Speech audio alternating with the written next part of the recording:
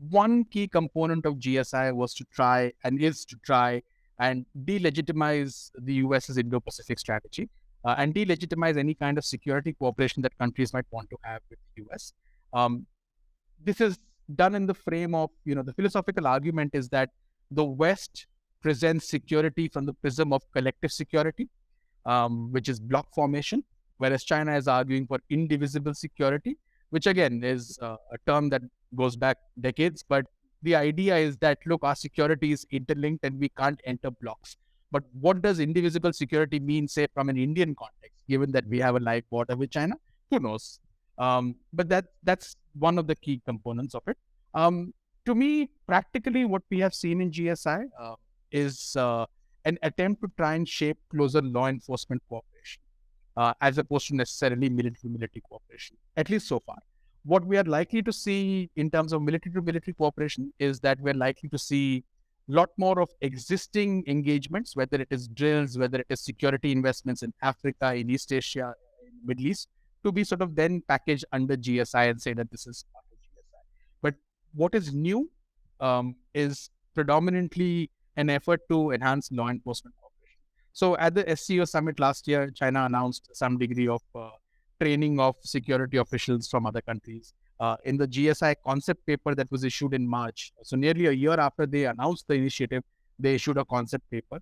The concept paper shed very little light on what kind of practical actions we're likely to see. But it did talk about certain a couple of thousand posts for training of law enforcement officials from other countries that China would provide.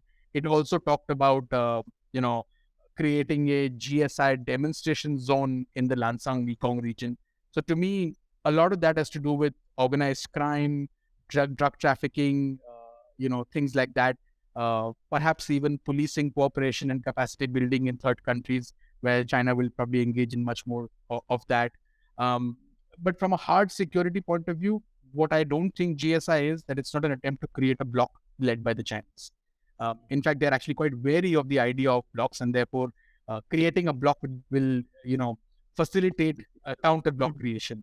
So they're actually quite wary of that. So my sense is that the effort of GSI is to try and position China as a responsible stakeholder, undermine security cooperation with the US, potentially try and see if you can create some new minilateral organizations which can deal with some specific security concerns, but also not look at security from just a traditional military security sense, but also look at law enforcement, data security, cyber security, shape norms around these issues, shape norms around human rights to try and sort of deflect any potential so-called color revolutions.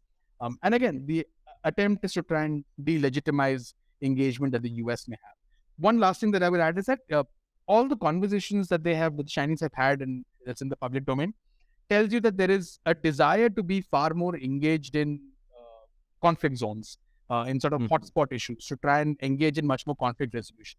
And the Chinese government did sort of tom-tom the Saudi-Iran deal as an example of the success of GSI, which is more rhetoric than substance, but at least the articulation of GSI the way it is tells you that Beijing wants to be much more involved in addressing conflict within the areas, and but to what capacity it's willing to bring to bear to that effect? Is it willing to underwrite security deals?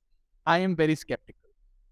Is it okay for Beijing to sort of bring parties to the table to try and see if they can secure their own, Chinese can secure their own interests? I think that's what they're doing right now.